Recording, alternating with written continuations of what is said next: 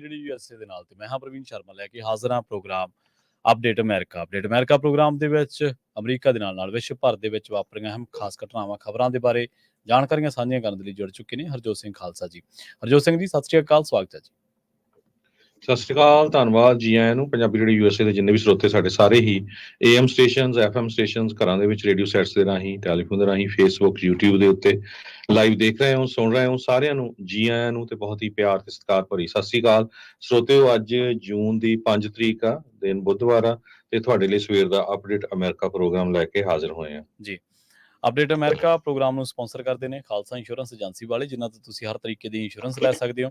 Insurance ਬਾਰੇ ਪਤਾ ਕਰਨ ਦੇ ਲਈ ਇਹਨਾਂ ਦਾ ਨੰਬਰ ਹੈ 408 272 2500। ਇਹ 1992 ਤੋਂ ਲਗਾਤਾਰ ਇੰਸ਼ੋਰੈਂਸ ਬਿਜ਼ਨਸ ਦੇ ਵਿੱਚ ਸ਼ਾਨਦਾਰ ਸੇਵਾਵਾਂ ਦੇ ਰਹੇ ਨੇ ਤੇ ਅਮਰੀਕਾ ਭਰ ਦੇ ਵਿੱਚ ਇੰਸ਼ੋਰੈਂਸ ਕਰਦੇ ਨੇ। ਅੱਜ ਹੀ ਕਾਲ ਕਰੋ 408 272 2500 ਤੇ। ਟਰਕੀਅਨ ਇਮੀਗ੍ਰੇਸ਼ਨ ਲਾ ਫਰਮ ਵਾਲੇ ਜੇ ਟਰਕੀਅਨ ਟੋਰਨੀ ਟਰਕੀਅਨ ਦੇ ਨਾਲ ਤੁਸੀਂ ਯੂਐਸ ਇਮੀਗ੍ਰੇਸ਼ਨ ਬਾਬਤ ਕੋਈ ਵੀ ਸਲਾਹ ਕਰਨੀ ਹੈ, ਕੋਈ ਵੀ ਸਵਾਲ ਪੁੱਛਣਾ, ਤੇ ਇਹਨਾਂ ਦਾ ਨੰਬਰ ਹੈ 415 909 0503। Gurpal Singh Virginia, Manjit Singh Kular, Avtar Singh Manzil Clovis, Satnam Singh Sunny Purewal, Amarjit Singh Dusanjh Yuba City, Lakhbir Singh Samra Texas, Gurmel Singh Liddar Bakersfield, Amarjit Singh Stockton, Sarabjit Singh Toor New Jersey, Harnek Singh Pawla Washington Renton, H&MO oil ਵਾਲੇ ਓਨਟਾਰੀਓ ਤੋਂ, ਹਰਜੀਤ ਸਿੰਘ ਲੈਥਰੋਪ, ਗੁਰਮੇਲ ਸਿੰਘ, ਬਲਵੀਰ ਸਿੰਘ ਬਾਸੀ ਐਲਗਰੋਵ, ਗੁਰਨੇਕ ਸਿੰਘ ਫਰੈਜ਼ਨੋ, ਧਰਮ Singh, Raminder Singh Basra Bakersfield, Shamsher Singh Dhillon New York, Grewal travel ਵਾਲੇ, ਜਿਨ੍ਹਾਂ ਤੋਂ ਤੁਸੀਂ ਟਰੈਵਲ ਦੇ ਬਾਰੇ ਕੋਈ ਵੀ ਜਾਣਕਾਰੀ ਹਾਸਲ ਕਰਨੀ ਹੈ ਤਾਂ ਇਹਨਾਂ ਦਾ ਨੰਬਰ ਹੈ 530 751 7605 530 751 7605 ਇਹਨਾਂ ਦਾ ਨੰਬਰ ਹੈ। ਤੇ ਊੜਾ ਡੈਟ ਰਿਲੀਫ ਵਾਲੇ ਨਿਰਮਲ ਮਾਨ, ਜੇਕਰ ਕਰਜ਼ਾ ਤੁਹਾਡੇ ਸਿਰ ਜਾਂ ਕਿਸੇ ਤਰ੍ਹਾਂ ਦਾ ਕਰਜ਼ੇ ਤੋਂ ਛੁਟਕਾਰਾ ਚਾਹੁੰਦੇ ਹੋ, ਬੈਂਕਰਪਸੀ ਤੋਂ ਬਚਣ ਦੇ ਲਈ ਕਾਲ ਕਰੋ 1-888-888 9914 ਦੇ ਉੱਤੇ। ਇਹਨਾਂ ਸਾਰੇ ਹੀ ਸਪਾਂਸਰਸ ਦਾ ਬਹੁਤ ਬਹੁਤ ਧੰਨਵਾਦ। ਤੇ ਜੇਕਰ ਤੁਸੀਂ ਵੀ ਪੰਜਾਬੀ ਰੇਡੀਓ ਯੂਐਸਏ ਦੇ ਇਹਨਾਂ ਪ੍ਰੋਗਰਾਮਾਂ ਨੂੰ ਸਪਾਂਸਰ ਕਰਨਾ ਚਾਹੁੰਦੇ ਹੋ ਤਾਂ ਸਟੂਡੀਓ ਦਾ ਨੰਬਰ ਹੈ 408 272 5200 ਜੀ। ਸਰੋਤਿਓ, ਜਿਵੇਂ ਤੁਹਾਨੂੰ ਪਤਾ ਹੀ ਆ ਪਿਆ, ਪੂਰਾ ਹਫਤਾ ਜਿਹੜਾ ਆ ਘੱਲੂ ਘਰਾ ਹਫਤਾ ਚੱਲ ਰਿਹਾ ਹੈਗਾ। 40 ਸਾਲ ਹੋ ਗਏ ਜਿਸ ਟਾਈਮ ਦੇ ਉੱਤੇ ਹਿੰਦੁਸਤਾਨ ਦੀ ਜ਼ਾਲਮ ਸਰਕਾਰ ਨੇ ਦਰਬਾਰ ਸਾਹਿਬ, ਅਕਾਲ ਤਖਤ ਸਾਹਿਬ ਤੇ ਹੋਰ 38 ਦੇ ਕਰੀਬ ਗੁਰੂ ਘਰਾਂ ਦੇ ਉੱਤੇ ਹਮਲਾ ਕੀਤਾ ਸੀ। ਹਜ਼ਾਰਾਂ ਦੀ ਗਿਣਤੀ ਦੇ ਵਿੱਚ ਜਿਹੜੇ ਸ਼ਰਧਾਲੂ ਉੱਥੇ ਗਏ ਹੋਏ ਸੀ, ਉਹਨਾਂ ਨੂੰ ਗੋਲੀਆਂ ਨਾਲ ਮਾਰ ਦਿੱਤਾ ਸੀ। ਸੋ ਉਸ ਦੇ ਸੰਬੰਧ ਦੇ ਵਿੱਚ ਦੱਸਦੇ ਜਾਈਏ, ਅੱਜ ਜੂਨ 5 ਅੱਜ ਦੇ ਦਿਨ 1984 ਦੇ ਵਿੱਚ 10 ਵਜੇ ਦੇ ਕਰੀਬ ਰਾਤ ਨੂੰ 13 ਆਰਮੀ ਦੇ ਟੈਂਕ ਤੇ ਦਰਜਨਾਂ ਜਿਹੜੇ ਆਰਮਡ ਪਰਸਨਲ ਕੈਰੀਅਰ ਸੀਗੇ, ਉਹ ਦਰਬਾਰ ਸਾਹਿਬ ਕੰਪਲੈਕਸ ਦੇ ਵਿੱਚ ਐਂਟਰ ਹੋ ਗਏ। ਗਵਰਨਮੈਂਟ ਨੇ ਇੱਕ ਆਪਣਾ ਝੂਠਾ ਵਾਈਟ ਪੇਪਰ ਵੀ ਜਾਰੀ ਕੀਤਾ ਸੀ, ਜਿਹਦੇ ਵਿੱਚ ਉਹਨਾਂ ਨੇ ਕਿਹਾ ਸੀ ਭਈ ਅਸੀਂ ਕਿਸੇ ਵੀ ਇਨੋਸੈਂਟ ਬੰਦੇ ਦੇ ਗੋਲੀਆਂ ਨਹੀਂ ਮਾਰੀਆਂ। ਅੱਜ ਦੇ ਦਿਨ ਭਾਈ ਅਮਰੀਕ ਸਿੰਘ 65 ਸਾਲਾਂ ਦੇ ਹੈਡ ਰਾਗੀ ਸੀਗੇ, ਕੀਰਤਨੀ ਜਥੇ ਦੇ, ਅੱਖਾਂ ਤੋਂ ਅੰਨੇ ਸੀ। ਉਹਨਾਂ ਨੂੰ ਦਰਬਾਰ ਸਾਹਿਬ ਦੇ ਅੰਦਰ ਹੀ ਜਿਹੜੀ ਆ ਗੋਲੀ ਮਾਰ ਕੇ ਮਾਰਿਆ ਗਿਆ ਸੀ। ਇਹ ਜਿਹੜਾ ਉਹਨਾਂ ਦਾ ਜਿਹੜਾ ਵਾਈਟ ਪੇਪਰ ਆ, ਉਹ 'ਚ ਤਾਂ ਉਹਨੇ ਇਹ ਲਿਖਿਆ ਵੀ ਕੁਛ ਨਹੀਂ ਹੋਇਆ, ਪਰ citizens for democracy record evidence ਜਿਨ੍ਹਾਂ ਨੇ ਕੀਤਾ, ਉਹਨਾਂ ਨੇ ਕਿਹਾ ਵੀ ਇਹ ਸਾਰਾ ਕੁਝ ਅੱਜ ਦੇ ਦਿਨ ਸ਼ਾਮ ਨੂੰ 6:30 ਵਜੇ ਜੂਨ 1984 ਦੇ ਵਿੱਚ ਵਾਪਰਿਆ। ਇੱਕ ਬੱਚੀ ਜਿਹੜੀ ਕਾਲਜ ਜਾਂਦੀ ਸੀ, ਉਹ ਵੀ ਉੱਥੇ ਮੱਥਾ ਟੇਕਣ ਗਈ ਹੋਈ ਸੀ। ਉਹਨੂੰ ਦੱਸਿਆ ਵੀ ਅਸੀਂ ਇੱਕ ਰੂਮ ਦੇ ਵਿੱਚ ਸਾਰੇ ਹੁੜੇ ਹੋਏ ਸੀ, 40 ਤੋਂ 50 ਜਾਣੇ, ਤੇ 8:30 ਵਜੇ ਦੇ ਕਰੀਬ ਪੂਰਾ ਹਨੇਰਾ ਹੋ ਗਿਆ ਤੇ ਆਰਮੀ ਨੇ ਇੰਨੇ ਬੰਬਾਰਡਮੈਂਟ ਸ਼ੁਰੂ ਕੀਤੀ। ਤੁਸੀਂ ਦੇਖ ਸਕਦੇ ਸੀ ਵੀ ਜਿਹੜੇ ਗੁਰੂ ਗ੍ਰੰਥ ਸਾਹਿਬ ਦੇ ਜਿਹੜੇ ਪੰਨੇ ਆ, ਪੱਤਰੇ ਆ, ਉਹ ਹਵਾ ਦੇ ਵਿੱਚ ਉੱਡ ਰਹੇ ਸੀ। ਲੋਕਾਂ ਦੀਆਂ ਜਿਹੜੀਆਂ ਲਾਸ਼ਾਂ ਆ, ਉਹ ਬਾਹਰ ਪ੍ਰਕਰਮਾਂ ਦੇ ਵਿੱਚ ਪਈਆਂ ਹੋਈਆਂ ਸੀ। ਆਪੇ ਬਹੁਤ ਹੀ ਵੱਡਾ ਜਿਹੜਾ ਜ਼ੁਲਮ ਹੋਇਆ ਸੀ। ਗਿਆਨੀ ਪੂਰਨ ਸਿੰਘ ਉਸ ਟਾਈਮ ਦੇ ਉੱਤੇ ਪ੍ਰੀਸਟ ਸੀਗੇ ਹਰਿਮੰਦਰ ਸਾਹਿਬ ਦੇ ਵਿੱਚ, ਉਹ ਆਈ ਵਿਟਨੈਸ ਵੀ ਸੀਗੇ। ਉਹਨਾਂ ਨੇ ਇਹ ਕਿਹਾ ਵੀ 10 ਵਜੇ ਦੇ ਕਰੀਬ ਰਾਤ ਨੂੰ ਅੱਜ ਵਾਲੇ ਦਿਨ ਬਹੁਤ ਜ਼ਿਆਦਾ ਜਿਹੜੀ ਆਰਟਿਲਰੀ ਯੂਜ਼ ਕੀਤੀ ਗਈ ਤੇ ਟੈਂਕ ਐਂਟਰ ਕਰ ਦਿੱਤੇ ਗਏ ਤੇ ਪੂਰੀ ਜਿਹੜੀ ਆ ਬੰਬਾਰਡਮੈਂਟ ਹਿੰਦੁਸਤਾਨ ਦੀ ਸਰਕਾਰ ਵੱਲੋਂ ਸ਼ੁਰੂ ਕੀਤੀ ਗਈ। ਦਵਿੰਦਰ ਸਿੰਘ ਦੁੱਗਲ ਉਹ ਲਿਖਦੇ ਆ ਵੀ ਜੂਨ 5 ਤੇ ਜੂਨ 6 ਦੀ ਜਿਹੜੀ ਰਾਤ ਸੀਗੀ, ਉਹ ਬਹੁਤ ਹੀ ਭਿਆਨਕ ਤੇ ਖਤਰਨਾਕ ਰਾਤ ਸੀ ਸਿੱਖਾਂ ਦੇ ਇਤਿਹਾਸ ਦੇ ਵਿੱਚ। ਟੈਂਕ ਤੇ ਆਰਮਰਡ ਕੈਰੀਅਰਸ ਦਰਬਾਰ ਸਾਹਿਬ ਕੰਪਲੈਕਸ ਵਿੱਚ ਐਂਟਰ ਹੋ ਗਏ ਸੀ। ਉਹਨਾਂ ਨੇ ਗੋਲੀਆਂ ਮਾਰਨੀਆਂ ਜਿਹੜੀਆਂ ਆ, ਬੰਬਾਰਡਮੈਂਟ ਕਰਨੀ ਸ਼ੁਰੂ ਕਰ ਦਿੱਤੀ ਸੀ। ਲੋਕਾਂ ਦੀਆਂ ਆਵਾਜ਼ਾਂ, ਚੀਕਾਂ ਤੁਸੀਂ ਸੁਣ ਸਕਦੇ ਸੀ। ਬਹੁਤ ਸਾਰੇ ਲੋਕ ਪ੍ਰਕਰਮਾਂ ਦੇ ਵਿੱਚ ਉਹਨਾਂ ਦੀਆਂ ਬੋਡੀਜ਼ ਪਈਆਂ ਹੋਈਆਂ ਸੀਗੀਆਂ। Citizen for democracy report to the nation operation in Punjab, ਇਹ 1985 ਦੇ ਵਿੱਚ ਪਬਲਿਸ਼ ਹੋਈ ਸੀ। ਇਸ ਰਿਪੋਰਟ ਨੂੰ ਕਿਸੇ ਸਿੱਖ ਨੇ ਨਹੀਂ ਪਬਲਿਸ਼ ਕੀਤਾ ਸੀ, ਜਸਟਿਸ BM ਤਰਕੁੰਡੇ ਨੇ ਕੀਤਾ ਸੀ, ਜੋ ਕਿ ਬਹੁਤ ਹੀ ਪ੍ਰੋਮੀਨੈਂਟ ਇੰਡੀਆ ਦੇ ਵਕੀਲ ਸੀਗੇ, ਸਿਵਲ ਰਾਈਟ ਐਕਟਿਵਿਸਟ ਸੀਗੇ, ਤੇ ਜੱਜ ਵੀ ਰਹੇ ਬਹੁਤ ਪ੍ਰੋਮੀਨੈਂਟ। ਤੇ ਜਿਸ ਦਿਨ ਉਹਨਾਂ ਨੇ ਇਹ ਰਿਪੋਰਟ ਪਬਲਿਸ਼ ਕੀਤੀ ਸੀ, ਨੈਕਸਟ ਡੇ ਇਸ ਰਿਪੋਰਟ ਨੂੰ ਬੈਨ ਕਰ ਦਿੱਤਾ ਗਿਆ ਸੀ। ਸਾਰੀਆਂ ਕਾਪੀਆਂ ਭਾਰਤੀ ਸਰਕਾਰ ਨੇ ਕਨਫਿਸਕੇਟ ਕਰ ਲਈਆਂ ਸੀਆਂ, ਆਪਣੇ ਕਬਜ਼ੇ 'ਚ ਲੈ ਲਈਆਂ ਸੀਆਂ।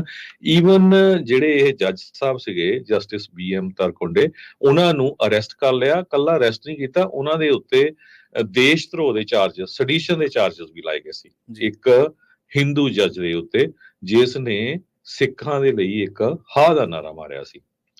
ਇਸੇ ਤਰ੍ਹਾਂ ਇੱਕ ਹੋਰ ਆਈ ਵਿਟਨੈਸ ਸੁਭਾਸ਼ ਕਿਰਪੇਕਰ, ਇਹ ਵੀ ਹਿੰਦੂ ਜੈਂਟਲਮੈਨ ਆ, ਉਹਨਾਂ ਨੇ ਕਿਹਾ ਵੀ ਉਸ ਦਿਨ ਦਰਜਨਾਂ ਦੇ ਕਰੀਬ ਟੈਂਕ, ਦਰਜਨਾਂ ਦੇ ਕਰੀਬ APCs, ਆਰਮਡ ਪਰਸਨਲ ਕੈਰੀਅਰ ਜਿਹੜੇ ਸੀਗੇ ਉਹ ਦੇਖੇ ਗਏ। ਇਹ ਉਹਨਾਂ ਨੇ ਇੱਕ ਬੁੱਕ ਲਿਖੀ ਹੈਗੀ ਆ, ਦ ਪੰਜਾਬ ਸਟੋਰੀ, ਜਿਹਦੇ ਵਿੱਚ Operation Blue Star and eyewitness account.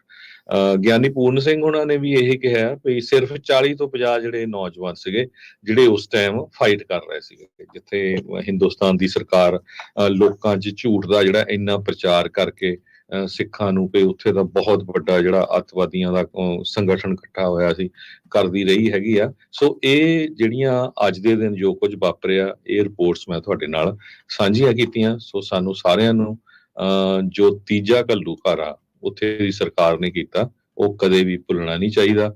ਜਿਹੜੇ ਆਪਣੀ ਕੌਮ ਦੀ ਖਾਤਰ ਸ਼ਹੀਦ ਹੋਇਆ, ਉਹਨਾਂ ਨੂੰ ਯਾਦ ਰੱਖਣਾ ਚਾਹੀਦਾ।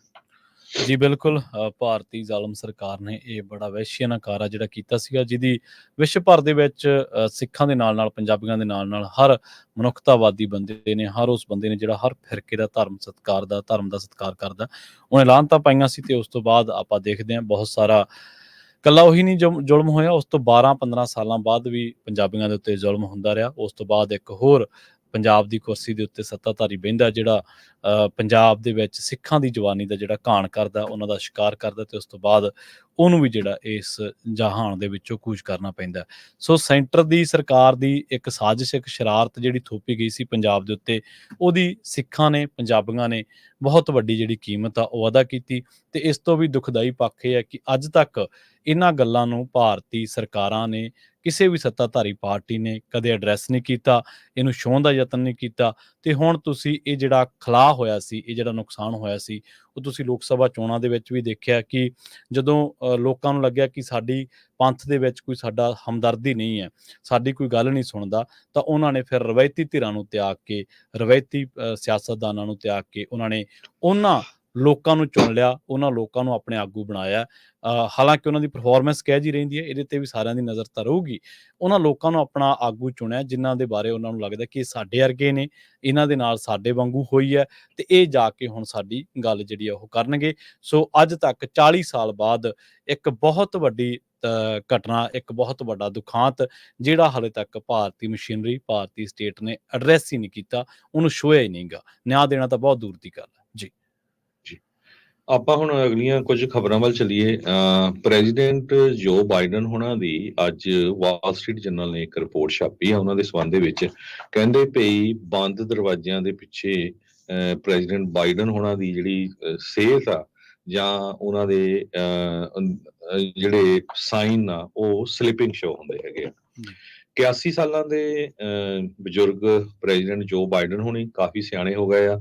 ਕਈ ਵਾਰ ਕਹਿੰਦੇ ਜਦੋਂ ਮੀਟਿੰਗ ਕਰਦੇ ਆ, ਅੱਖਾਂ ਮੀਟ ਲੈਂਦੇ ਆ, ਫਿਰ ਕਈ ਚਿਰ ਬੋਲਦੇ ਨਹੀਂ ਹੈਗੇ। ਨੋਟਸ ਤੋਂ ਜਦੋਂ ਉਹ ਪੜ੍ਹਦੇ ਹੈਗੇ ਆ, ਫਿਰ ਕਈ ਵਾਰੀ ਰੁਕ ਜਾਂਦੇ ਹੈਗੇ ਆ। ਫਰਵਰੀ ਮਹੀਨੇ ਦੇ ਵਿੱਚ 1-on-1 ਚੈਟ ਹੋਈ ਸੀ ਓਵਲ ਆਫਿਸ ਦੇ ਵਿੱਚ ਹਾਊਸ ਸਪੀਕਰ ਮਾਈਕ ਜੌਨਸਨ ਦੇ ਨਾਲ, ਖਾਸ ਕਰਕੇ ਜਿਹੜੀਆਂ ਪਾਲਿਸੀ ਚੇਂਜਸ ਹੈਗੀਆਂ ਐਡਮਿਨਿਸਟ੍ਰੇਸ਼ਨ ਦੀਆਂ એનર્ਜੀ ਪ੍ਰੋਜੈਕਟਸ ਨੂੰ ਲੈ ਕੇ। ਉਹ ਅਕੋਰਡਿੰਗ ਟੂ 6 ਪੀਪਲ, ਜਿਹੜੇ 6 ਲੋਕ ਆ, ਉਹ ਕਹਿੰਦੇ ਬਈ ਇੱਕ ਟਾਈਮ ਤਾਂ ਪ੍ਰੈਜ਼ੀਡੈਂਟ ਜੋ ਬਾਈਡਨ ਉਹਨਾਂ ਨੂੰ ਪਤਾ ਹੀ ਨਹੀਂ ਲੱਗ ਰਿਹਾ ਸੀ ਵੀ ਉਹ ਕਿੱਥੇ ਬੈਠੇ ਕੀ ਕਰ ਰਹੇ ਹੈਗੇ ਆ।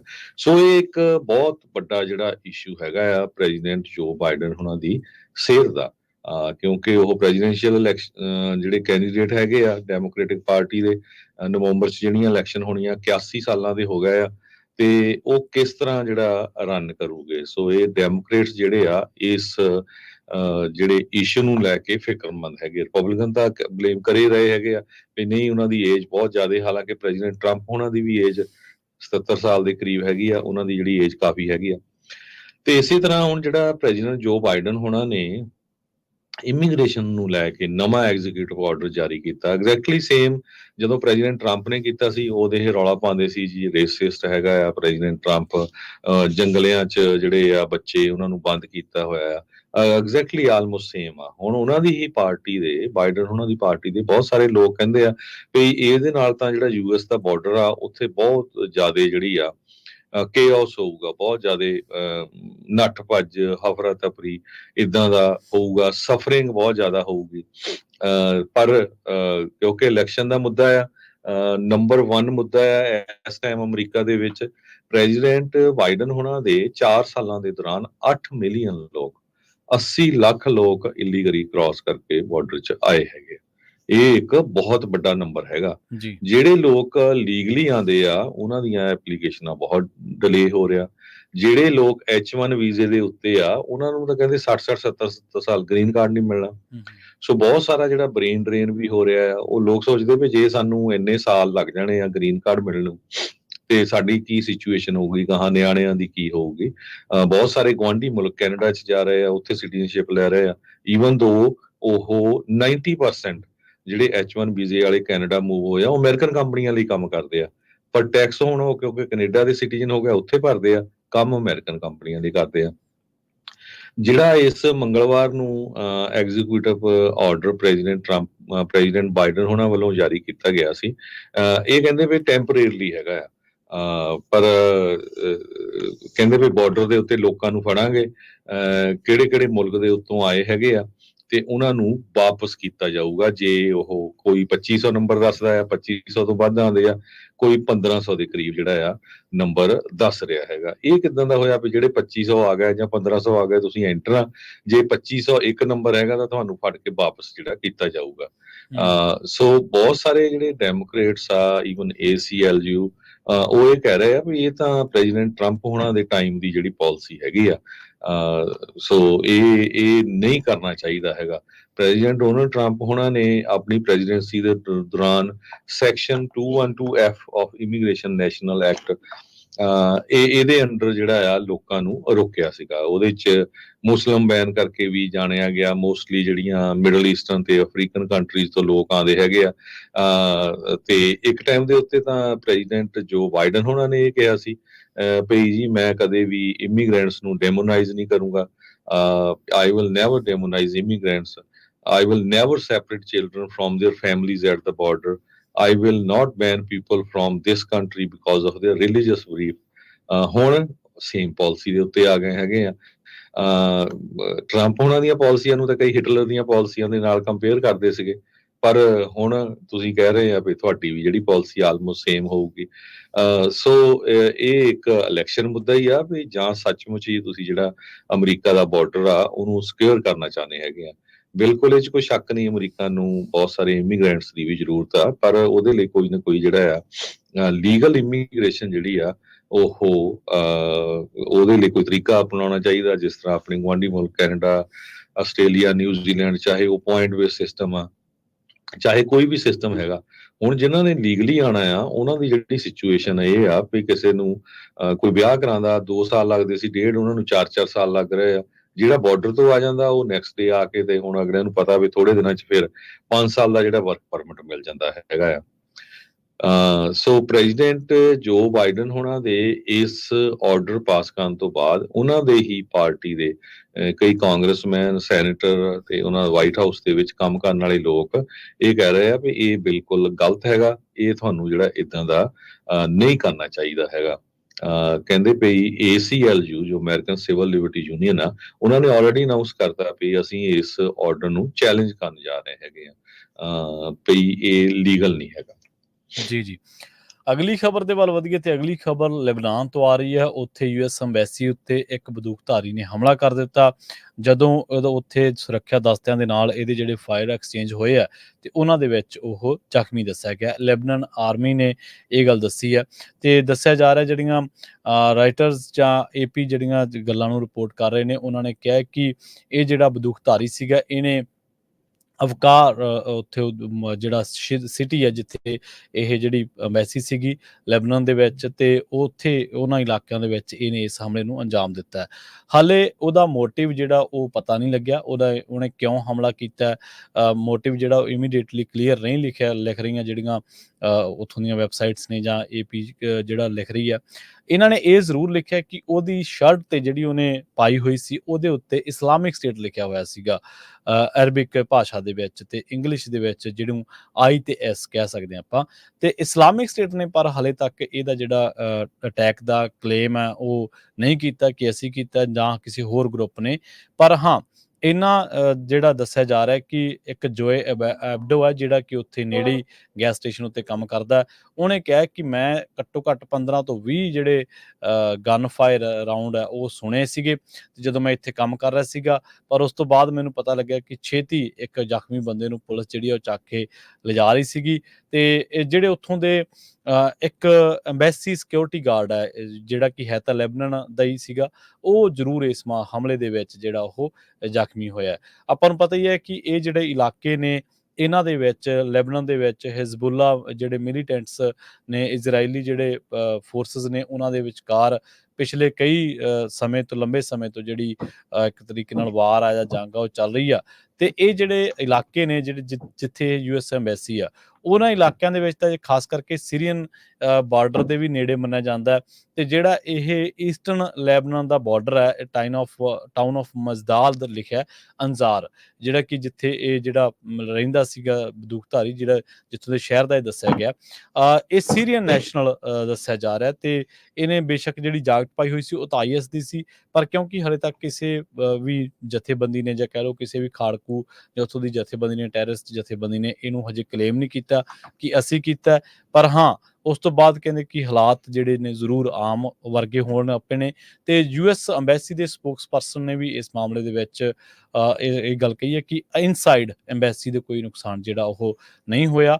ਜਿਹੜਾ ਸਿਕਿਉਰਿਟੀ ਗਾਰਡ ਸੀਗਾ ਜ਼ਰੂਰ ਜਿਹੜਾ ਇੰਜਰਡ ਹੋਇਆ, ਉਹ ਆਊਟਸਾਈਡ ਸੀਗਾ ਬਿਲਡਿੰਗ ਦੇ। ਇਸ ਤੋਂ ਬਾਅਦ ਉਹ ਹੋਰ ਉੱਥੇ ਕੋਈ ਨੁਕਸਾਨ ਜਿਹੜਾ ਉਹ ਨਹੀਂ ਹੋਇਆ। ਜੀ, ਅਗਲੀ ਖਬਰ ਜਿਹੜੀ ਆ ਉਹਦੇ ਵੱਲ ਚਲੀਏ। ਅਮਾਂਡਾ ਨੌਕਸ, ਸਰੋਤਿਆਂ ਨੂੰ ਯਾਦ ਹੋਊਗੀ, ਇੱਕ ਅਮਰੀਕਨ ਸਟੂਡੈਂਟ ਸੀ, ਇਟਲੀ ਦੇ ਵਿੱਚ ਰਹਿੰਦੀ ਸੀ। ਉਸਨੇ ਆਪਣੇ ਹੀ ਰੂਮਮੇਟ ਨੂੰ ਜਿਹੜਾ ਆ ਮੈਰੀਡਿਥ ਕਰਚਰ, ਉਸ ਨੂੰ ਮਰਡਰ ਕੀਤਾ ਸੀ। 2007 ਦੇ ਵਿੱਚ ਕਨਵਿਕਟ ਵੀ ਹੋ ਗਈ ਸੀ। ਜੇਲ੍ਹ ਦੇ ਵਿੱਚ ਉਸ ਨੂੰ ਜਿਹੜੀ ਆ ਜੇਲ੍ਹ ਹੋਈ ਸੀਗੀ 4 ਸਾਲ ਦੀ। ਉਹ ਤੋਂ ਬਾਅਦ ਹੁਣ ਇਹ ਫੇਰ ਖਬਰ ਆ ਰਹੀ ਹੈਗੀ ਆ ਉਸ ਨੂੰ ਦੁਬਾਰਾ ਕੀ ਫਿਰ ਕਨਵਿਕਟ ਕੀਤਾ ਗਿਆ ਸਿਲੰਡਰ ਦੇ ਮਾਮਲੇ ਦੇ ਵਿੱਚ। Cylinder in Italy case link to her quest murder conviction. ਜੋ ਨੌਕਸ ਹੈਗੀ ਆ, ਕਹਿੰਦੇ ਵੀ ਇਹ ਜਦੋਂ ਕੋਰਟ 'ਚ ਇਹਨੂੰ ਪੇਸ਼ ਕੀਤਾ ਗਿਆ ਕੱਲ, ਤੇ ਇਹਨ ਕੋਈ ਵੀ ਜਿਹੜੀਆਂ ਆਪਣੀਆਂ ਇਮੋਸ਼ਨਸ ਵਗੈਰਾ ਨਹੀਂ ਸ਼ੋ ਕੀਤੀਆਂ ਹੈਗੀਆਂ। ਉਹਦੇ ਲਾਇਰ ਨੇ ਇਹ ਕਿਹਾ ਵੀ ਅਸੀਂ ਇਹਨੂੰ ਅਪੀਲ ਕਰਨ ਜਾ ਰਹੇ ਹਾਂ, ਕਿਉਂਕਿ ਇਟਲੀ ਦੀ ਜਿਹੜੀ ਹਾਈਐਸਟ ਕੋਰਟ ਆ, court of cassation in Rome, court ਦੇ ਰੂਲ ਦੇ ਮੁਤਾਬਕ ਜਿਹੜਾ ਵੀ ਉਹ ਪਹਿਲਾਂ ਹੀ ਸਜ਼ਾ ਭੁਗਤ ਚੁੱਕੀ ਹੈਗੀ ਆ।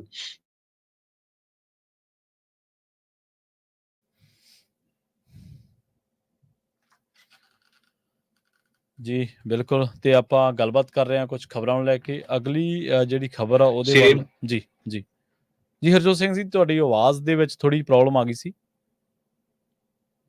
ਹਾਂਜੀ ਹਾਂਜੀ ਪਲੀਜ਼।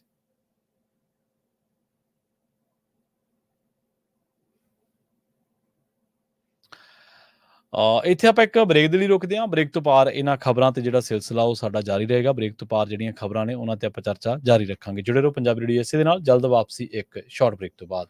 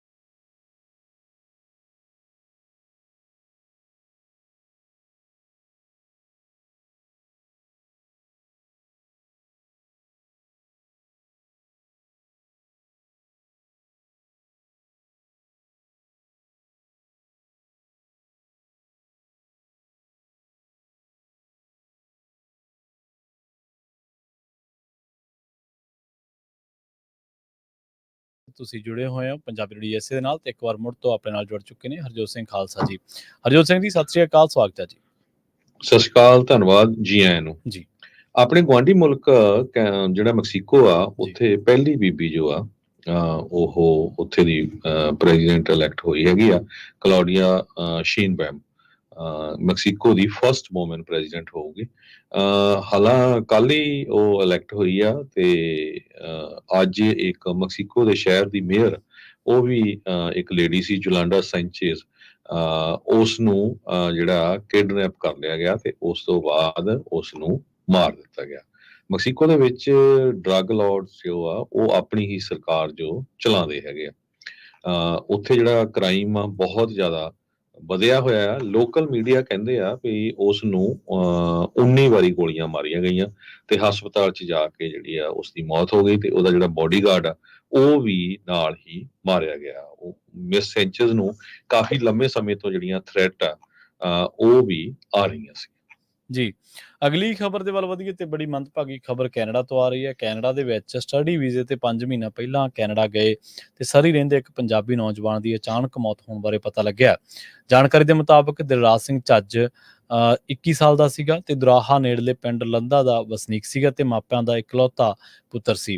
ਕਈ ਸਾਲ ਪਹਿਲਾਂ ਉਹਨਾਂ ਦੇ ਪਿਤਾ ਜੀ ਦੀ ਮੌਤ ਹੋ ਗਈ ਸੀ ਤੇ ਉਸ ਤੋਂ ਬਾਅਦ ਉਹਨਾਂ ਦੇ ਮਾਤਾ ਨੇ ਕਾਫੀ ਸੰਘਰਸ਼ ਦੇ ਨਾਲ ਉਹਨੂੰ ਪਾਲਿਆ ਤੇ ਦਾਦਾ ਦਾਦੀ ਦੀ ਮਦਦ ਦੇ ਨਾਲ ਕੈਨੇਡਾ ਭੇਜਿਆ ਸੀਗਾ।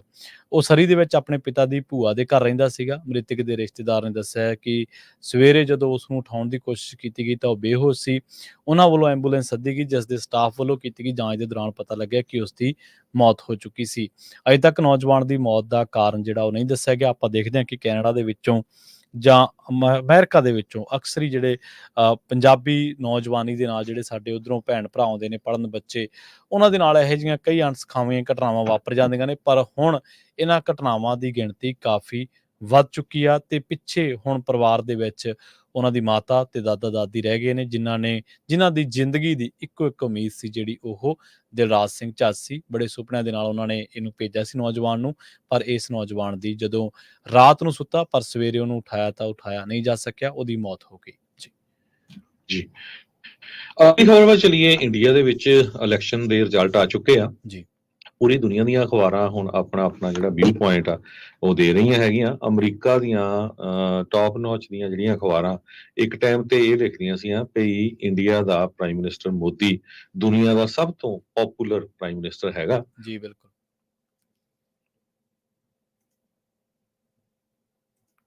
ਜੀ ਬਿਲਕੁਲ। ਇਸ ਟਾਈਮ ਜਿਹੜੀ ਚਰਚਾ ਉਹ ਵਰਲਡ ਦੇ ਮੀਡੀਆ ਦੇ ਵਿੱਚ, ਚਾਹੇ ਤੁਸੀਂ ਵੱਡੇ ਜਿਹੜੇ ਅਦਾਰੇ ਨੇ ਉਹਨਾਂ ਨੂੰ ਖੋਲ ਕੇ ਦੇਖ ਲਓ, ਉਹਨਾਂ ਦੇ ਵਿੱਚ ਐਸੋਸੀਏਟ ਪ੍ਰੈਸ, ਹਰਜੋਤ ਸਿੰਘ ਦੀ, ਬਲੂਮਬਰਗ ਨੇ ਤੇ ਅਲ ਜਜ਼ੀਰਾ ਨੇ ਤਾਂ ਕਾਫੀ ਇਹਦੀ ਆਲੋਚਨਾ ਵੀ ਕੀਤੀ ਹੈ। ਜੀ, ਮੋਦੀ ਦੀ ਕਹਿੰਦੇ ਵੀ weaker than expected election win ਹੋਈ ਆ। ਜੀ ਉਹਨਾਂ ਦਾ ਇਕਨੋਮਿਕ ਤੇ ਪੋਲੀਟੀਕਲ ਏਜੰਡਾ ਉਹ ਜਿਹੜਾ ਬਹੁਤ ਚੇਂਜ ਹੋਊਗਾ।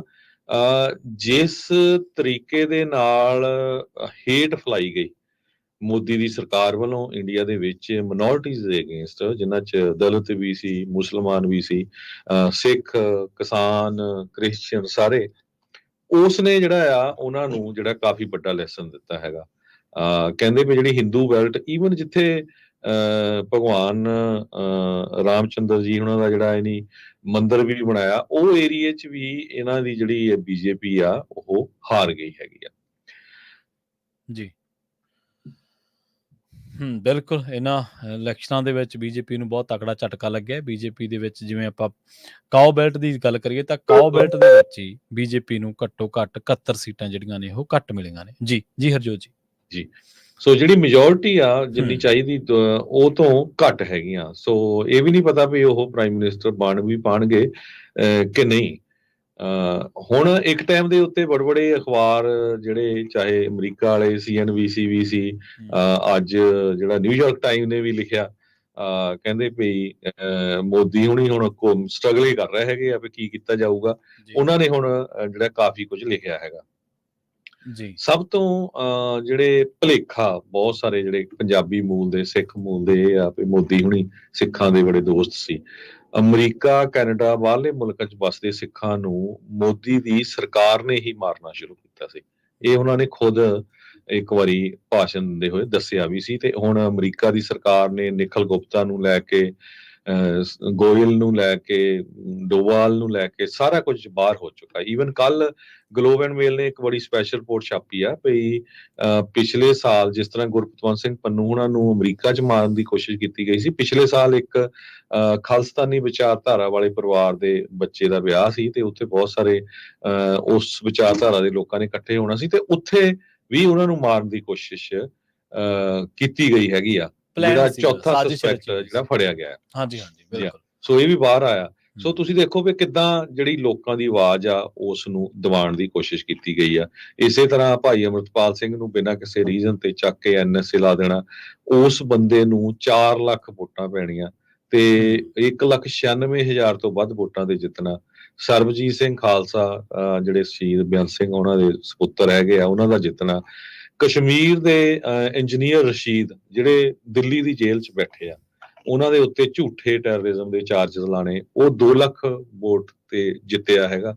ਸੋ ਇਹ ਜਿਹੜੇ ਐਕਸਪੋਜ਼ ਬਹੁਤ ਹੋਏ ਹੈਗੇ ਆ। ਪਹਿਲਾਂ ਐਕਸਪੋਜ਼ ਤਾਂ ਜਿਹੜੀਆਂ 5 ਆਈਜ਼ ਆ ਉਹਨਾਂ ਨੇ ਕਰਤਾ ਸੀ, ਪਰ ਇਹ ਵੀ ਗੁੱਡ ਹੈਗਾ ਵੀ ਜਿਹੜੇ ਇੰਡੀਆ ਵਾਸਤੇ ਬਹੁਤ ਸਾਰੇ ਜਿਹੜੇ ਹਿੰਦੂ ਲੋਕ ਵੀ ਆ, ਉਹਨਾਂ ਨੇ ਸੋਚਿਆ ਵੀ ਨਹੀਂ ਭਾਈ ਇਹ ਤਾਂ ਸਿਰਫ ਧਰਮ ਦਾ ਮੁਖੌਟਾ ਹੀ ਪਾਇਆ ਆ ਤੇ ਇਹ ਤਾਂ ਸਾਡੇ ਮੁਲਕ ਨੂੰ ਜਿਹੜਾ ਆ ਟੋਟਲੀ ਹੇਟ ਫੈਲਾ ਕੇ ਇੱਥੇ ਤਾਂ ਲੜਾਈ ਵਾਲਾ ਮਾਹੌਲ ਬਣਾ ਰਹੇ ਹੈਗੇ ਆ। ਸੋ ਉਹਨਾਂ ਨੇ ਵੀ ਬੜੀ ਸਮਝਦਾਰੀ ਦੇ ਨਾਲ ਜਿਹੜੀਆਂ ਵੋਟਾਂ ਪਾਈਆਂ ਹੈਗੀਆਂ ਤੇ ਕਹਿੰਦੇ ਵੀ ਜਿਹੜਾ ਸਪੀਚ ਦਿੱਤਾ ਮੋਦੀ ਉਹਨਾਂ ਨੇ ਕੱਲ, ਕਾਫੀ ਔਖਾ ਸੀਗਾ। ਉਹਨਾਂ ਨੇ ਕਿਹਾ ਤਾਂ ਹੈ ਵੀ ਮੈਂ ਜਿਹੜੀ ਤੀਜੀ ਵਾਰੀ ਪ੍ਰਾਈਮ ਮਿਨਿਸਟਰ ਬਣਨ ਜਾ ਰਿਹਾ ਆ, ਪਰ ਜੋ ਰਿਪੋਰਟਸ ਆ ਰਹੀਆਂ ਨਿਊਯਾਰਕ ਟਾਈਮ ਦੇ ਮੁਤਾਬਕ, ਕਹਿੰਦੇ ਜ਼ਰੂਰੀ ਨਹੀਂ ਵੀ ਉਹ ਪ੍ਰਾਈਮ ਮਿਨਿਸਟਰ ਬਣਨ, ਤੇ ਜੇ ਉਹ ਬਣ ਵੀ ਜਾਂਦੇ ਆ ਤੇ ਜਿਹੜੇ ਉਹਨਾਂ ਦੀਆਂ 2 ਬਿਗੇਸਟ ਪਾਰਟੀਆਂ ਹੈਗੀਆਂ ਆ, ਨਿਊਯਾਰਕ ਟਾਈਮ ਲਿਖ ਰਿਹਾ, ਜਿਨ੍ਹਾਂ ਦੇ ਵਿੱਚ ਚੰਦਰ ਬਾਬੂ ਨਾਇਡੂ ਦੀ ਤੇ ਨਤੀਸ਼ ਕੁਮਾਰ, ਕਹਿੰਦੇ ਵੀ ਦੋਨੋਂ ਹੀ ਇਹ ਵੈਟਰਨ ਲਾਅ ਮੇਕਰ ਆ, ਵੀ ਬੜੇ ਜਿਹੜੇ ਬਜ਼ੁਰਗ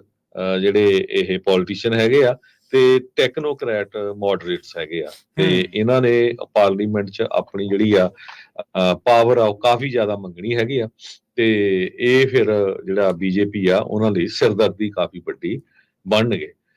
ਸੋ ਇਹ ਸਾਰੇ ਕਾਸੇ ਪਿੱਛੇ ਜਿਹੜੇ ਆਪਾਂ ਹਮੇਸ਼ਾ ਹੀ ਕਹਿੰਦੇ ਰਹਿੰਦੇ ਆ, ਜਿੱਦਾਂ ਪੰਜਾਬੀ ਰੇਡੀਓ USA ਦਾ ਸਾਡਾ ਮੇਨ ਮੋਟੋ ਇਹੀ ਆ ਕਿ ਯੂਨਾਈਟਿੰਗ ਪੰਜਾਬੀਜ਼ ਆਲ ਓਵਰ। ਆਪਾਂ ਨੇ ਵੀ ਚਾਹੇ ਪੰਜਾਬੀ ਆ, ਚਾਹੇ ਕੋਈ NRI ਆ, ਜਿਨ੍ਹਾਂ 'ਚ ਸਾਰੇ ਧਰਮਾਂ ਦੇ ਲੋਕ ਆ, ਬਾਹਰਲੇ ਮੁਲਕਾਂ 'ਚ ਵਸਦੇ ਹੈਗੇ ਆ, ਸਾਨੂੰ ਉੱਥੇ ਦੀਆਂ ਜਿਹੜੀਆਂ ਇੱਦਾਂ ਦੇ ਪੋਲੀਟੀਸ਼ੀਅਨਾਂ ਦੇ ਮਗਰ ਲੱਗ ਕੇ ਜਿਹੜੇ ਹੇਟ ਫੈਲਾਉਂਦੇ ਆ, ਇੱਥੇ ਨਹੀਂ ਆਪਸ ਦੇ ਵਿੱਚ ਕੋਈ ਲੜਾਈ ਝਗੜਾ ਪਾਉਣਾ ਚਾਹੀਦਾ। ਬਹੁਤ ਵਾਰ ਦੁੱਖ ਹੁੰਦਾ ਆ ਵੀ ਜਦੋਂ ਇੱਕ ਅਮਰੀਕਨ ਸਿਟੀਜ਼ਨ ਨੂੰ ਮਾਰਨ ਦੀ ਕੋਸ਼ਿਸ਼ ਕੀਤੀ ਜਾਂਦੀ ਆ ਤੇ ਬਹੁਤ ਸਾਰੇ ਜਿਹੜੇ ਲੋਕ ਆ ਉਹ ਉਹਦੇ ਹੱਕ 'ਚ ਨਹੀਂ ਆਉਂਦੇ ਵੀ ਭਾਈ ਇਹ ਤਾਂ ਬਸ ਮਾੜੀ ਗੱਲ ਆ, ਕਿਉਂਕਿ ਆਪਾਂ ਸਾਰੇ ਅਮਰੀਕਾ 'ਚ ਹੀ ਆ, ਅਮਰੀਕਨ ਸਿਟੀਜ਼ਨ ਆ ਜਾਂ ਕੈਨੇਡਾ ਦੇ ਸਿਟੀਜ਼ਨ ਆ, ਬਾਹਰ ਰਹਿੰਦੇ ਆ ਔਰ 90-95% ਨੇ ਵਾਪਸ ਉੱਥੇ ਜਾ ਕੇ ਰਹਿਣਾ ਵੀ ਨਹੀਂ ਇੰਡੀਆ ਦੇ ਵਿੱਚ। ਹੁਣ ਤੁਹਾਡੇ ਸਾਹਮਣੇ ਜਿਹੜਾ ਸੱਚ ਆ ਰਿਹਾ ਹੈਗਾ ਤੇ ਉਹ ਬਿਲਕੁਲ ਸਾਨੂੰ ਖੜਨਾ ਚਾਹੀਦਾ ਆ। ਬਹੁਤ ਸਾਰੇ ਜਿਹੜੇ ਕਾਮਰੇਡੀ ਸੋਚ ਵਾਲੇ ਵੀ ਆਪਣੇ ਭੈਣ ਭਰਾ ਹੈਗੇ ਆ, ਉਹ ਜਦੋਂ ਸਿੱਖਾਂ ਦੀ ਗੱਲ ਹੁੰਦੀ ਉਹ ਚੁੱਪ ਹੁੰਦੇ ਆ। ਹੁਣ ਜਦੋਂ ਪੈਲਸਤੀਨੀਅਨ ਦੀ ਗੱਲ ਆ ਉਹ ਬੋਲਦੇ ਆ ਵੀ ਹਾਂ ਧੱਕਾ ਹੋ ਰਿਹਾ, ਆਪਾਂ ਵੀ ਬੋਲਦੇ ਆ, ਆਪਾਂ ਤਾਂ ਕਿਸੇ ਨਾਲ ਵੀ ਧੱਕਾ ਹੁੰਦਾ, ਚਾਹੇ ਕੋਈ ਦਲਿਤ ਆ, ਮੁਸਲਮਾਨ ਆ, ਪੈਲਸਤੀਨੀਅਨ, ਕੋਈ ਵੀ ਆ, ਉਹਨਾਂ ਦੇ ਆਪਾਂ ਤੁਸੀਂ ਹਮੇਸ਼ਾ ਸੁਣਦੇ ਰਹਿੰਦੇ ਹੈਗੇ ਆ। ਬਹੁਤ ਸਾਰੇ ਜਿਹੜੇ ਇੱਥੇ ਦੇ ਬੋਰਨ ਬੱਚੇ ਆ, ਆਪਾਂ ਜਿਹੜੇ ਪੇਰੈਂਟਸ ਆ ਉਹ ਬੱਚਿਆਂ ਦਾ ਧਿਆਨ ਨਹੀਂ ਰੱਖਦੇ ਵੀ ਕਿੱਥੇ ਕੀ ਕਰ ਰਹੇ ਹੈਗੇ ਆ। ਜਦੋਂ ਪਿਛਲੇ ਸਮੇਂ ਦੇ ਵਿੱਚ ਪ੍ਰੈਜ਼ੀਡੈਂਟ ਟਰੰਪ ਉਹਨਾਂ ਦੇ ਦੌਰਾਨ ਬਹੁਤ ਸਾਰੇ ਬਲੈਕ ਲਾਈਵ ਮੈਟਰਸ ਦੇ ਪ੍ਰੋਟੈਸਟ ਹੋਏ ਸੀ, ਮੈਨੂੰ ਪਤਾ ਵੀ ਸੈਕਰਾਮੈਂਟੋ ਏਰੀਏ ਚੋਂ ਸਿੱਖ ਸਟੂਡੈਂਟਸ ਨੇ ਵੱਡੇ ਪ੍ਰੋਟੈਸਟ ਕੀਤੇ ਸੀ ਉਹਨਾਂ ਦੇ ਹੱਕ 'ਚ, ਪਰ ਜਦੋਂ ਅਮਰੀਕਨ ਸਿੱਖਾਂ ਨੂੰ ਮਾਰਨ ਦੀ ਕੋਸ਼ਿਸ਼ ਹੋਈ ਉਹਦਾ ਆਪਾਂ ਨੇ ਕੁਝ ਨਹੀਂ ਦੇਖਿਆ ਵੀ ਉਹ ਕਿੰਨੇ ਕੁ ਲੋਕ ਜਿਹੜੇ ਆ ਉਹ ਹੱਕ 'ਚ ਆਏ। ਭਾਈ ਇਹ ਵੀ ਬਹੁਤ ਗਲਤ ਗੱਲ ਆ ਵੀ ਤੁਸੀਂ ਯਾਰ ਆਪਣਾ ਹੀ ਬੰਦਾ ਮਾਰ ਰਹੇ ਹੈਗੇ ਆ ਬਿਨਾਂ ਕਿਸੇ ਗੱਲ ਤੋਂ, ਹਨਾ, ਕੋਈ ਪ੍ਰੂਫ ਨਹੀਂ ਹੈ। ਉਹ ਇੱਕ ਸਰਕਾਰ ਆ ਕਿਸੇ ਨੂੰ ਅੱਤਵਾਦੀ ਡਿਕਲੇਅਰ ਕਰ ਦਿੰਦੀ ਆ। ਹੁਣ ਤੁਹਾਡੇ ਸਾਹਮਣੇ ਹੀ ਆ ਤੇ 2 ਬੰਦੇ ਜਿਨ੍ਹਾਂ ਨੂੰ ਅੱਤਵਾਦੀ ਡਿਕਲੇਅਰ ਕੀਤਾ 2-2 ਲੱਖ ਦੀ ਵੋਟ ਤੋਂ ਜਿੱਤੇ ਆ। ਸੋ ਉਹ ਕੁਛ ਨਾ ਕੁਛ ਤਾਂ ਜਿਹੜੇ ਲੋਕ ਜਿਨ੍ਹਾਂ ਨੇ ਵੋਟਾਂ ਪਾਈਆਂ ਉਹ ਨਹੀਂ ਸੋਚਿਆ ਹੀ ਹੈਗਾ ਨਾ। ਸੋ ਅਮਰੀਕਾ ਵਾਲੇ ਵੀ ਹੁਣ ਅੱਜ, ਕਿਉਂਕਿ ਮੈਂ ਬਹੁਤ ਸਾਰੀਆਂ ਅਖਬਾਰਾਂ ਤਾਂ ਤੁਹਾਡੀਆਂ ਨਾਲ ਸਾਂਝੀਆਂ ਨਹੀਂ ਕਰ ਸਕਦਾ, ਪਰ ਜ਼ਰੂਰ ਇੰਡੀਆ ਮੋਦੀ ਪਾ ਕੇ ਦੇਖ ਲਓ, ਜਿੰਨੀਆਂ ਵੀ ਅਖਬਾਰਾਂ ਆ ਉਹਨਾਂ ਨੇ ਹੁਣ ਇਹੀ ਲਿਖਿਆ ਆ ਵੀ ਜਿਹੜਾ ਮੋਦੀ ਹੁਣ ਦਾ ਸਮਾਂ ਬੜਾ ਗੁੱਡ ਨਹੀਂ ਹੈ। ਜਿਹੜੇ ਬਿਜ਼ਨਸ ਪੱਕੀ ਲੋਕ ਆ ਉਹ ਵੀ ਸੋਚਦੇ ਆ ਵੀ ਹੁਣ ਬਿਜ਼ਨਸ ਦਾ ਕੀ ਬਣੂਗਾ, ਪਰ ਮੋਦੀ ਦੇ ਜਿਹੜੇ ਸਪੋਰਟਰ ਹੈਗੇ ਆ ਉਹਨਾਂ ਨੇ ਕਰੋੜਾਂ ਰੁਪਈਏ ਬਣਾ ਲਏ, ਕਿਉਂਕਿ ਜਦੋਂ ਹੀ ਇਲੈਕਸ਼ਨ ਲਾਸਟ VOTING ਹੋਈ ਹੈਗੀ ਆ ਤੇ ਉਹ ਤੋਂ ਨੈਕਸਟ ਡੇ ਜਿਹੜੇ ਆ ਉਹਨਾਂ ਨੇ ਸਰਵੇ ਦਿੱਤੇ। ਸਰਵੇ ਵੀ ਜਿਹੜੇ 10 TV ਸਟੇਸ਼ਨ ਆ ਸਾਰੇ ਉਹਨਾਂ ਦੇ ਪੱਖੀ ਸੀ, ਜਿਨ੍ਹਾਂ ਨੂੰ ਪੈਸੇ ਦਿੱਤੇ ਹੋ ਸੀ। ਉਹਦੇ ਨਾਲ ਸਟਾਕ ਮਾਰਕੀਟ ਕਰੋੜਾਂ 'ਚ ਵੱਧ ਗਈ। ਹੁਣ ਜਦੋਂ ਫਿਰ ਐਕਚੁਅਲ ਰਿਜ਼ਲਟ ਆਏ ਆ ਹਾਂਜੀ, ਤੇ ਮੁੱਦੇ ਮਿਲੀਅਨਸ ਆਫ ਡਾਲਰ ਲੋਕਾਂ ਦੇ ਲਾਸ ਹੋ ਗਏ ਹੈਗੇ ਆ। ਹੂੰ, ਅਡਾਨੀ ਦੀ ਕੰਪਨੀ ਦਾ 20% ਜਿਹੜਾ ਲਾਸ ਗਿਆ ਹੈਗਾ। ਜੀ। ਸੋ ਬਹੁਤ ਸਾਰੇ ਲੋਕ ਜਿਹੜੇ ਉਸ ਟਾਈਮ ਚਾਅ ਦੇ ਵਿੱਚ ਜਿਹੜੇ ਭਗਤ ਹੈਗੇ ਆ ਵੀ ਹਾਂ ਹੁਣ ਸਟਾਕ ਮਾਰਕੀਟ ਉੱਤੇ ਜਾਣੀ ਆ, ਆਪਾਂ ਖਰੀਦ ਲਈਏ।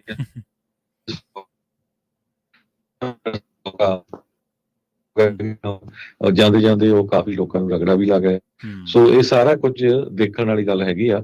ਸੋ ਚੇਂਜ ਹੋਣ ਜਾ ਰਿਹਾ ਹੈਗਾ, ਹੋਪਫੁਲੀ ਫॉर द ਬੈਸਟ, ਖਾਸ ਕਰਕੇ ਜਿਹੜੇ ਮਿਨੋਰਟੀਜ਼ ਹੈਗੇ ਆ ਜਾਂ ਜਿਹੜੇ ਆਪਣੇ ਹੱਕਾਂ ਦੀ ਗੱਲ ਕਰਦੇ ਹੈਗੇ। ਹਾਂਜੀ, ਬਿਲਕੁਲ, ਜਿਵੇਂ ਤੁਸੀਂ ਜ਼ਿਕਰ ਕੀਤਾ, ਜਿਹੜੀ ਜਿੱਥੇ ਇਹਨਾਂ ਨੇ ਪ੍ਰਾਣ ਪ੍ਰਤਿਸ਼ਠਾ ਪ੍ਰੋਗਰਾਮ ਰੱਖਿਆ ਸੀਗਾ ਅਯੁੱਧਿਆ ਦੇ ਵਿੱਚ, ਉੱਥੇ ਫੈਜ਼ਾਬਾਦ ਲੋਕ ਸਭਾ ਕੌਂਸਟੀਚੁਐਂਸੀ ਦੇ ਵਿੱਚ ਉਹ ਆਉਂਦਾ, ਉਹ ਜਿਹੜਾ ਰਾਮ ਮੰਦਿਰ ਦਾ ਉਦਘਾਟਨੀ ਸਮਾਗਮ ਹੋਇਆ ਸੀ ਜਿਸ ਸ਼ਹਿਰ ਦੇ ਵਿੱਚ, ਉੱਥੋਂ ਇਹਨਾਂ ਦਾ ਜਿਹੜਾ ਕੈਂਡੀਡੇਟ ਸੀ ਬੀਜੇਪੀ ਦਾ, ਉਹ 55,000 ਵੋਟਾਂ ਦੇ ਤਕਰੀਬਨ ਫਰਕ ਦੇ ਨਾਲ ਹਾਰਿਆ। ਤੇ ਉੱਥੇ ਇੱਕ CIDS ਸਰਵੇ ਆਇਆ ਸੀਗਾ, ਲੋਕ ਨੀਤੀ ਵਾਲਾ ਮੈਂ ਕਹਿ ਦਿੰਦਾ, ਉਹ ਸਰਵੇ ਦਾ ਜ਼ਿਕਰ ਬਹੁਤ ਘੱਟ ਹੋਇਆ ਸੀਗਾ। ਉਹ ਸਰਵੇ ਦੇ ਵਿੱਚ ਇਹ ਗੱਲ ਮੰਨੀ ਸੀ ਲੋਕਾਂ ਨੇ ਕਿ ਜਿਹੜੇ ਲੋਕ ਇੱਥੇ ਅਯੁੱਧਿਆ ਦੇ ਵਿੱਚ ਖਾਸ ਕਰਕੇ, ਉਹਨਾਂ ਦੇ ਵਿੱਚ ਮਹਿਜ਼ 8% ਲੋਕ ਸੀਗੇ ਜਿਨ੍ਹਾਂ ਨੇ ਕਿਹਾ ਕਿ ਰਾਮ ਮੰਦਿਰ ਦੇ ਨਿਰਮਾਣ ਦੇ ਨਾਲ ਭਾਜਪਾ ਨੂੰ ਵੋਟ ਪਊਗੀ, ਬਲਕਿ 35% ਲੋਕ ਹੈ ਜਿਹੇ ਸੀ ਜਿਨ੍ਹਾਂ ਨੇ ਕਿਹਾ ਕਿ ਅਨਇੰਪਲੋਇਮੈਂਟ ਇੱਥੇ ਬਹੁਤ ਵੱਡੀ ਜਿਹੜੀ ਆ ਉਹ ਦਿੱਕਤ ਆ। ਇਸੇ ਕਰਕੇ ਜਿਹੜਾ ਸਮਾਜਵਾਦੀ ਪਾਰਟੀ ਦਾ ਅਵਧੇਸ਼ ਪ੍ਰਸਾਦ ਕੈਂਡੀਡੇਟ ਸੀਗਾ ਉੱਥੋਂ ਉਹ ਜਿੱਤਿਆ। ਤੇ ਉਹਨਾਂ ਨੇ ਕਿਹਾ ਕਿ ਜਿਹੜੀ ਐਨਾਲਿਸਿਸ ਕੀਤਾ ਉਸ ਸੀਟ ਦਾ, ਤਾਂ ਉਹ ਕਹਿੰਦੇ ਕਿ ਦਲਿਤ ਭਾਈਚਾਰੇ ਦੀ ਵੋਟ, ਵੈਸੇ ਤਾਂ ਉਹਨਾਂ ਨੇ ਦਲਿਤ ਵੋਟ ਲਿਖਿਆ, ਚਲੋ ਆਪਾਂ ਭਾਈਚਾਰੇ ਦੀ ਵੋਟ, ਤੇ ਨਾਲ ਹੀ ਕਹਿੰਦੇ ਕਿ ਐਨਡੀਏ ਅਲਾਇੰਸ ਦੇ ਵਿੱਚ ਲੋਕਾਂ ਦਾ ਆਉਣਾ ਤੇ ਡਿਵੈਲਪਮੈਂਟ ਐਂਡ ਅਨਇੰਪਲੋਇਮੈਂਟ ਜਿਹੜਾ ਉਹ ਬਹੁਤ ਵੱਡੇ ਕਾਰਨ ਰਹੇ ਇਹਨਾਂ ਇਲਾਕਿਆਂ ਦੇ ਵਿੱਚ ਭਾਜਪਾ ਨੂੰ ਵੋਟ ਨਾ ਪਾਉਣ ਦੇ। ਜਿਹੜਾ ਸਿੰਘ ਹੈ, ਜਿਹੜਾ ਹਾਰਿਆ, ਲੱਲੂ ਸਿੰਘ ਉਹਦਾ ਨਾਮ ਹੈ, ਭਾਜਪਾ ਦਾ ਕੈਂਡੀਡੇਟ ਸੀਗਾ, ਉਹਨੇ ਬਾਅਦ ਦੇ ਵਿੱਚ ਇੱਕ ਕੋਟ ਵੀ ਕੀਤਾ, ਹਮ ਆਪਕਾ सम्मान ਨਹੀਂ ਬਚਾ ਪਾਏ। ਸੋ ਇਹ ਦੇਖੋ ਤੁਸੀਂ ਇਹਨਾਂ ਦੀ ਜਿਹੜੀ ਮਾਈਂਡਸੈਟ ਆ, ਜਿਹੜੀ ਇਹਨਾਂ ਦੀ ਮਾਨਸਿਕਤਾ, ਉਹ ਕਿਹੋ ਜਿਹੀ ਹੈ ਕਿ ਜੇ ਤਾਂ ਜਿੱਤ ਗਏ ਤਾਂ ਸਾਡਾ ਸਨਮਾਨ ਬਚਦਾ ਹੈ, ਤੇ ਜੇਕਰ ਅਸੀਂ ਹਾਰ ਗਏ ਤਾਂ ਫੇਰ ਨਹੀਂ ਬਚਦਾ। ਮਤਲਬ ਤੁਸੀਂ ਲੋਕਾਂ ਦੇ ਮੈਂਡੇਟ ਦਾ ਕੋਈ ਸਤਿਕਾਰ ਨਹੀਂ, ਤੁਹਾਡੀ ਜਿੱਤ ਹਾਰ ਜ਼ਿਆਦਾ ਮਾਇਨੇ-ਖੇਜ਼ ਹੈ, ਲੋਕਾਂ ਨੇ ਕਿਹਨੂੰ ਚੁਣਿਆ ਉਹਦਾ ਕੋਈ ਆਧਾਰ ਨਹੀਂਗਾ, ਉਹਦਾ ਕੋਈ ਸਤਿਕਾਰ ਨਹੀਂਗਾ, ਬਲਕਿ ਸ਼ਬਦ ਇਹ ਹੋਣੇ ਚਾਹੀਦੇ ਸੀਗੇ ਕਿ ਚਲੋ ਅਸੀਂ ਇੱਥੇ ਆ ਕੇ ਜੋ ਪ੍ਰਾਣ ਪ੍ਰਤਿਸ਼ਠਾ ਪ੍ਰੋਗਰਾਮ ਕੀਤੇ ਜਾਂ ਜੋ ਵੀ ਕੀਤੇ, ਉਹ ਇੱਕ ਬਹੁਤ ਵੱਡੀ ਗੱਲ ਸੀਗੀ। ਪਰ ਕੋਈ ਗੱਲ ਨਹੀਂ, ਜੇ ਤੁਸੀਂ ਸਾਨੂੰ ਵੋਟ ਨਹੀਂ ਦਿੱਤਾ ਤਾਂ ਕੋਈ ਨਹੀਂ। ਇਹ ਹੁਣ ਕਹਿ ਰਿਹਾ ਹਮ ਆਪਕਾ सम्मान ਨਹੀਂ ਬਚਾ ਪਾਏ। ਦੂਜੀ ਗੱਲ ਇਹ ਕਿ ਜਿਹੜੇ ਇੱਥੋਂ ਸ਼ੰਕਰਾਚਾਰਿਆ ਪ੍ਰਾਣ ਪ੍ਰਤਿਸ਼ਠਾ ਪ੍ਰੋਗਰਾਮਾਂ ਦੇ ਵਿੱਚ ਉਹਨਾਂ ਦੀ ਸਹਿਮਤੀ ਨਹੀਂ ਸੀਗੀ, ਹਿੰਦੂ ਧਰਮ ਜਿਹੜਾ ਉਹ ਸ਼ੰਕਰਾਚਾਰਿਆ ਦੇ ਨਾਲ ਵੀ ਬਹੁਤ ਵੱਡੀ ਜਿਹੜੀ ਤਬਕਾ ਵਸੂਆਂ ਉਹਦੇ ਨਾਲ ਸਹਿਮਤ ਰਹਿੰਦੀ ਆ, ਉਸ ਚੀਜ਼ ਨੇ ਬਹੁਤ ਵੱਡਾ ਡੈਂਟ ਪਾਇਆ। RSS ਐਕਟਿਵ ਨਹੀਂ ਸੀ, ਇੱਥੋਂ ਸ਼ੰਕਰਾਚਾਰਿਆ ਨਾਲ ਜਿਹੜੇ ਲੋਕ ਸੀਗੇ, ਤੇ ਮਨਦੀਪ ਪੂਨੀਆ ਜਿਨ੍ਹਾਂ ਨੇ ਵਿਜ਼ਿਟ ਕੀਤਾ ਇਹਨਾਂ ਇਲਾਕਿਆਂ ਨੂੰ ਸਾਰਿਆਂ ਨੂੰ ਘੁੰਮ ਫਿਰ ਕੇ, ਉਹਨਾਂ ਨੇ ਇੱਕ ਹੋਰ ਗੱਲ ਸਾਨੂੰ ਦੱਸੀ ਸੀ ਔਨ ਏਅਰ, ਤੁਹਾਨੂੰ ਯਾਦ ਹੋਣੀ ਹੈ। ਉਹ ਕਹਿੰਦੇ ਸੀਗੇ ਕਿ ਜਿਹੜੇ ਇੱਥੇ ਇੱਕ ਤਬਕਾ ਸੀ ਜਿਹੜਾ ਪੂਜਾ ਕਰਵਾਉਂਦਾ, ਜਿਨ੍ਹਾਂ ਨੂੰ ਆਪਾਂ ਪੰਡਤ ਕਹਿ ਦਿੰਦੇ ਹਾਂ, ਬ੍ਰਾਹਮਣ ਕਹਿ ਦਿੰਦੇ ਹਾਂ, ਉਹਨਾਂ ਨੂੰ ਮੰਦਿਰਾਂ ਦੇ ਵਿੱਚੋਂ ਕੱਢ ਦਿੱਤਾ ਗਿਆ, ਔਰ ਬੜੇ ਬੇਇੱਜ਼ਤ ਤਰੀਕੇ ਦੇ ਨਾਲ। ਜਦੋਂ ਕੱਢਿਆ ਗਿਆ ਤੇ ਉੱਥੇ ਟਰਸਟ ਬਣਾ ਦਿੱਤੇ, ਟਰਸਟਾਂ ਦੇ ਉੱਤੇ IAS IPS ਉੱਥੇ ਸਾਰੇ ਲੋਕੇਟ ਕਰਨ ਲਈ ਕਿੰਨੀ ਆਮਦਨ ਹੈ, ਕਿਵੇਂ ਇਹਨੂੰ ਇਨਫਲੂਐਂਸ ਕੀਤਾ ਜਾਵੇ, ਕਿਵੇਂ ਬੀਜੇਪੀ ਦੇ ਪੋਸਟਰਾਂ ਉੱਤੇ ਫੋਟੋਆਂ ਦੇਖਣ, ਕਿਹੋ ਜਿਹੀ ਡਿਜ਼ਾਈਨਿੰਗ ਹੋਵੇ, ਸੋ ਟੋਟਲੀ ਸੋਸ਼ਲ ਮੀਡੀਆ ਤੇ ਦਿਲ ਖਿੱਚਵਾਂ ਕਿਵੇਂ ਹੋਵੇ, ਉਹ ਚੀਜ਼ ਤੇ ਫੋਕਸ ਹੋ ਗਿਆ। ਤੇ ਜਿਹੜੇ ਉੱਥੋਂ ਪਾਠ ਪੂਜਾ ਕਰਕੇ, ਕੋਈ ਵਿਚਾਰੇ ਮੰਤਰਾਂ ਦਾ ਉਚਾਰਨ ਕਰਕੇ, ਕੋਈ ਜਿਹੜੇ ਸਲਾਨੀਆਂ ਦੇ ਨਾਲ ਜਿਹੜੇ ਕੋਈ ਹੁੰਦੀ ਸੀ, ਉਹ ਜਿਹੜੇ ਆਪਦਾ ਪੇਟ ਪਾਲ ਰਹੇ ਸੀ, ਜਿਹੜੇ ਆਪਦਾ ਘਰ ਤੋਰ ਰਹੇ ਸੀਗੇ, ਜਿਵੇਂ ਆਪਾਂ ਦੇਖਿਆ ਹੀ ਹੈ ਕਿ ਚਲੋ ਹਰ ਧਰਮ ਦੇ ਵਿੱਚ ਇਹ ਤਬਕਾ ਹੁੰਦਾ ਹੀ ਜਿਹੜਾ ਉੱਥੋਂ ਦੇ ਧਾਰਮਿਕ ਰਸਮਾਂ ਰਿਵਾਜਾਂ ਦੇ ਮੁਤਾਬਕ ਆਪਾਂ ਉਹਨਾਂ ਨੂੰ ਕੁਛ ਦਾਨ ਪੁੰਨ ਕਰਦੇ ਹਾਂ, ਤਾਂ ਉਹਨਾਂ ਨੂੰ ਕੱਢ ਦਿੱਤਾ ਗਿਆ। ਤਾਂ ਉਹਨਾਂ ਦਾ ਬਹੁਤ ਵੱਡਾ ਰੈਕਟ ਹੋਇਆ। ਉਹਨਾਂ ਨੇ ਕਿਹਾ ਕਿ ਅਸੀਂ ਬੇਇੱਜ਼ਤੀ ਨਹੀਂ ਸਹਾਰ ਸਕਦੇ, ਅਸੀਂ ਕੋਈ ਇੱਥੇ ਨਹੀਂ ਗਾ ਕਿ ਸਾਨੂੰ ਅਪਾਇੰਟ ਕੀਤਾ ਗਿਆ, ਇਹ ਪੀੜ੍ਹੀਆਂ ਤੋਂ ਪਰੰਪਰਾਵਾਂ ਚੱਲੀਆਂ ਆ ਰਹੀਆਂ ਨੇ, ਤੇ ਤੁਸੀਂ ਇੱਥੇ ਸਾਰਾ ਸਿਸਟਮ ਹੀ ਆ ਕੇ ਬਦਲ ਦਿੱਤਾ। ਸੋ ਇਸ ਕਰਕੇ ਅਯੁੱਧਿਆ ਦੀ ਜਿਹੜੀ ਕੌਂਸਟੀਚੁਐਂਸੀ ਸੀ, ਉੱਥੇ ਵੀ ਜਿਹੜਾ ਉਹ ਹਾਰ ਗਈ ਹੈ ਭਾਜਪਾ। ਸੋ ਇੱਥੋਂ ਲੱਗਦਾ ਕਿ ਚਲੋ ਵੋਟਰ ਦੇ ਮਨ ਦੇ ਵਿੱਚ ਥੋੜ੍ਹੀਆਂ ਬਹੁਤੀਆਂ ਚੀਜ਼ਾਂ ਤਾਂ ਹੈ ਜਿਨ੍ਹਾਂ ਦੇ ਉੱਤੇ ਉਹ ਵੋਟ ਕਰਦਾ। ਜੀ ਜੀ, ਸੋ ਸਰੋਤਿਓ, ਸਾਡਾ ਖਬਰਾਂ ਦਾ ਸਮਾਂ ਵੀ ਸਮਾਪਤ ਹੈ। ਇੱਕ ਵਾਰੀ ਫਿਰ ਸਰੋਤਿਆਂ ਨੂੰ ਦੱਸਦੇ ਜਾਈਏ, ਜਿਹੜੇ ਰੈਫਲ ਆ ਉਹ ਨਿਕਲ ਰਹੇ ਹੈਗੇ ਆ, ਜਿਹੜੇ ਆਪਣੇ ਫ੍ਰਿਜ਼ਨੋ ਏਰੀਏ ਦੇ ਸਟੂਡੀਓ, ਫ੍ਰਿਜ਼ਨੋ ਏਰੀਆ ਦਾ ਜਿਹੜਾ ਸਾਡਾ ਸਟੇਸ਼ਨ ਹੈਗਾ 1300 AM ਤੇ 104.5 FM, ਜੇ ਤੁਸੀਂ ਸੁਣਦੇ ਹੋ ਤਾਂ ਕਾਲ ਕਰ ਸਕਦੇ ਹੋ 408 272 5200 ਤੇ। ਅੱਜ ਅਸੀਂ ਰੈਫਲ ਨਹੀਂ ਕੱਢਾਂਗੇ, ਅਗਲੇ ਵੀਰਵਾਰ ਨੂੰ ਕੱਢਾਂਗੇ, ਕਿਉਂਕਿ ਇਹ ਜਿਹੜਾ ਪੂਰਾ ਹਫਤਾ ਆ ਦੁੱਖਾਂ ਭਰਿਆ ਚੱਲ ਰਿਹਾ ਹੈਗਾ। ਸੋ ਆਪਾਂ ਉਦਾਂ ਦਾ ਕੋਈ ਖੁਸ਼ੀ ਵਾਲਾ ਮਾਹੌਲ ਨਹੀਂ ਬਣਾਉਣਾ ਚਾਹੁੰਦੇ ਹੈਗੇ। ਜੀ ਸੋ ਜਿੰਨੇ ਸਾਡੇ ਜਿਹੜੇ ਸਰੋਤੇ ਆ, ਉਹਨਾਂ ਨੂੰ ਇਹ ਵੀ ਬੇਨਤੀ ਆ ਵੀ ਵੱਧ ਤੋਂ ਵੱਧ ਆਪਣੇ ਜਿਹੜੇ ਦੋਸਤ ਮਿੱਤਰ ਰਿਸ਼ਤੇਦਾਰ ਆ, ਉਹਨਾਂ ਨੂੰ ਪੰਜਾਬੀ ਰੇਡੀਓ USA ਦੇ ਨਾਲ ਜੋੜੋ। ਵੱਧ ਤੋਂ ਵੱਧ ਜੂਨ 1984 ਦੇ ਵਿੱਚ ਜੋ ਸਿੱਖਾਂ ਦੇ ਨਾਲ ਧੱਕਾ ਹੋਇਆ, ਉਹਦੇ ਬਾਰੇ ਡਿਫਰੈਂਟ ਪ੍ਰੋਗਰਾਮ ਆਪਾਂ ਤੁਹਾਡੇ ਨਾਲ ਹਮੇਸ਼ਾ ਹੀ ਹਰ ਸਾਲ ਸਾਂਝੇ ਕਰਦੇ ਆ, ਤੇ ਇਸ ਸਾਲ ਵੀ ਜਿਹੜੇ ਆ ਉਸੇ ਤਰ੍ਹਾਂ ਸਾਂਝੇ ਕਰ ਰਹੇ। ਜੀ ਬਹੁਤ ਬਹੁਤ ਧੰਨਵਾਦ ਜੀ ਤੁਹਾਡਾ ਸਾਰਿਆਂ ਦਾ। ਹਰਜੋਤ ਸਿੰਘ ਜੀ ਲੱਗੇ ਜੀ ਇਜਾਜ਼ਤ, ਸਾਨੂੰ ਦੋਵਾਂ ਨੂੰ ਇੱਥੇ ਦਿਓ ਇਜਾਜ਼ਤ। ਸਤਿ ਸ਼੍ਰੀ ਅਕਾਲ। ਸਤਿ ਸ਼੍ਰੀ ਅਕਾਲ।